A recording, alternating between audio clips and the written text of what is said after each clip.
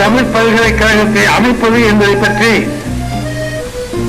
ஆய்ந்து சில முன்னுரைகளை கூற அந்த யோசனைகளை தர வல்லுநர் குழு அமைக்க வேண்டும் என்று விரும்பி நான் தமிழாய்ந்த பிரிவுகளை கேட்டபோது அவர்கள் கொஞ்சமும் சலிப்பு தட்டாத வகையில் இது எனக்கு தேவையான இந்த பொறுப்பு வேண்டுமா என்றெல்லாம் எண்ணாமல் தன்னுடைய மாபெரும் கடமையாக எண்ணி அந்த பொறுப்பை ஏற்றுக்கொண்டவர்களை பற்றி நான் இங்கே குறிப்பிடாவிட்டால் நான் நன்றி கொண்டவனாக ஆகிவிடுவேன் என்ற உணர்வோடு என்ன நடந்தது என்பதை சொல்லுவதற்கு முன் யார் யாரை அந்த குழுவிற்கு பொறுப்புள்ளவர்களாக ஆக்கிறோம் என்பதையும் அவர் எத்தகைய பணியை செய்திருக்கிறார்கள் என்பதையும் குறிப்பிட வேண்டியது எனது மாபெரும் கடமை என்று நான் உணர்கின்றேன். அந்த வல்லுநர் குழுவில்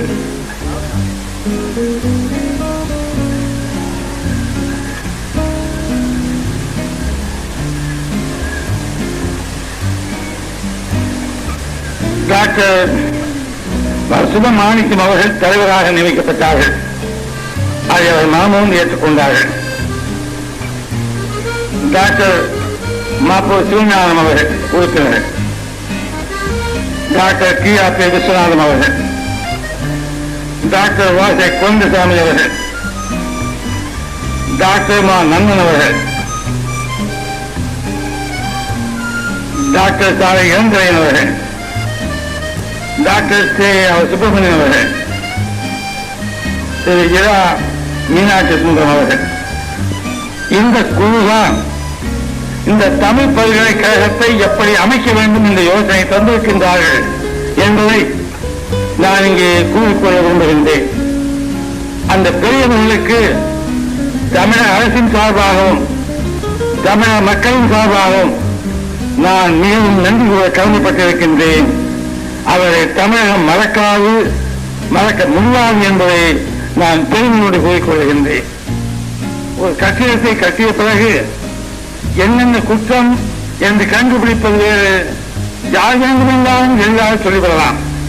ஆனால் கட்டுவதற்கு முன்பு திட்டம் போடுவதும், எங்கே கட்டுவது, எப்படி அடிக்கல் நாட்டுவது, அஸ்திவாரம் எவ்வளவு கிடுவது என்பதெல்லாம் அந்த திட்டமெல்லாம் சாதாரணமாக செய்துவிட்டால் சொல்லக்கூடிய ஒன்றல்ல. அதுதான் மிக மிக அக்கறையோடும் சிந்தனை என்கிற உணர்வோடும் சிந்திப்பது எதற்காக என்பதை புரிந்து சிந்தித்து முடிவெடுப்பதும் மிக தேவையான ஒன்றை அறிவானது என்பதை இங்கே நான் சொல்லிக் கொள்வதிலே மனநிறைவு பெறுகின்றேன். இந்த பெரியவர்கள் எடுத்துக்கொண்ட முயற்சியின் விளைவாகத்தான் பல்வேறு பிரிவுகள் இங்கே தொடங்க இருக்கிறது என்பதும், இந்த தமிழ் பல்கலைக்கழகம் என்னுடைய ஆசைப்படி சொல்லப்போனால் இங்கே பல்வேறு எண்ணங்களை இலக்கிய நயத்தோடும் ஆதாரத்தோடும் இங்கே பெரியவர்கள் குறிப்பிட்டிருக்கின்றார்கள் என்றாலும் எனது இந்த சாதாரண உள்ளத்தில் தோன்றியிருக்கின்ற பேர் ஆர்வம், ஆசை இதுதான்.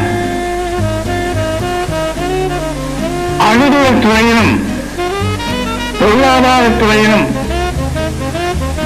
பொதுவியல் துறையிலும் மருத்துவத்துறையிலும் இது போன்ற பல துறைகளில் தமிழில் மட்டுமே தெரிந்து கொள்ளக்கூடிய வகையில், தமிழால் மட்டுமே தெரிந்து கொள்ளக்கூடிய வகையில் இந்த தமிழ் பல்கலைக்கழகம் அமைக்கப்பட வேண்டும், அது வளர வேண்டும் என்பது எங்கள் பேராவல் என்பதை இங்கே குறிப்பிட்டு விரும்புகின்றேன்.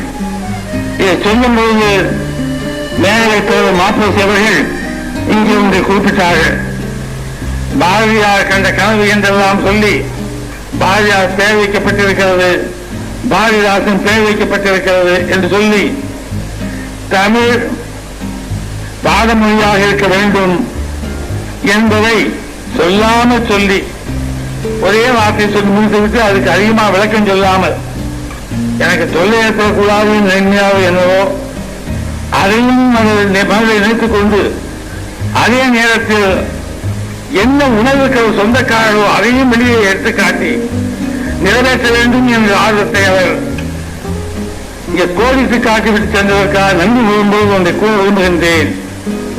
அங்கெல்லாம் சில நேரத்தில் நடைமுறைப்படுத்த முடியாத போது பின்னால் வருகின்ற சந்ததிகளுக்கு அப்படிப்பட்ட வாய்ப்பை உண்டாக்கி தர எல்லா வகைகளிலும் எல்லா பிரிவுகளிலும் தமிழாலேயே காரியத்தை சாதிக்க முடியும், தெரிந்து கொள்ள முடியும் என்ற நிலைமையை உருவாக்க இந்த தமிழ் பல்கலைக்கழகம் காரணமாக இருக்க வேண்டும் என்ற ஆவலை டாக்டர் மாப்போசி அவர்களுக்கு பதிலாக நான் சொல்லிக் கொள்ள விரும்புகின்றேன்.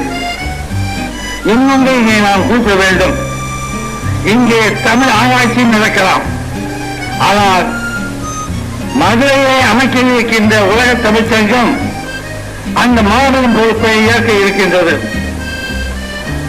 தமிழை பற்றி ஆராய்ச்சி செய்வதும் ஏடுகள் சேர்ப்பதும் அதை தெரிந்தவர்கள், மொழிபெயர்க்க தெரிந்தவர்கள், விளக்கம் கூற தெரிந்தவர்கள் அதை செய்ய வேண்டும் என்ற நிலைமையும் அங்கே உருவாக்கப்படும் போது இதற்கு இரண்டுக்கும் உள்ள தொடர்பை நான் எப்படி இருக்க வேண்டும் என்று விரும்புகிறேன் என்ற வகையில் இங்கே சொல்ல நான் கடமைப்பட்டிருக்கின்றேன். இங்கே சொல்லித் தருகின்றவைகளுக்கு சில ஆதாரங்கள், முக்கியமான விளக்கங்கள், வழிமுறைகள் அந்த உலக தமிழ் சங்கத்தின் அமைப்பினால் கிடைக்கப்பட வேண்டும். இங்கே சொல்லிக் கொடுக்கின்றவர்கள் எப்படி சொல்லிக் கொடுக்கின்றார்களோ அதற்கு பிறகு கற்றுக்கொண்டவர்களே சிலர் அந்த தமிழ் சங்கத்திற்கு உதவ முன்வருகின்ற ஆற்றலை பெற்றாக வேண்டும். ஆக இந்த தொடர்பினை நாம் உருவாக்க கடமைப்பட்டிருக்கிறோம் என்பதை இங்கே கூப்ப விரும்புகின்றேன். இது கலைகளெல்லாம் அதற்குள் இணைத்து அதை ஒன்றுபடுத்தி அதை உலகெங்கிலும் உள்ள மக்களுக்கு தமிழ் மொழியால் சொல்லிக் கொடுக்கக்கூடிய அளவிற்கு தமிழகத்தில் இருக்கின்ற தமிழ் அந்த பணியை செய்யக்கூடிய திறனை தமிழர்களுக்கு கொடுக்க இந்த தமிழ் பல்கலைக்கழகம் உதவ வேண்டும் என்பது என்னுடைய பேராசையாகும். இந்த நேரத்தில் நான் 15ஆம் தேதி சொன்னதை இன்னும் அழுத்தமாக சொல்கிறேன்.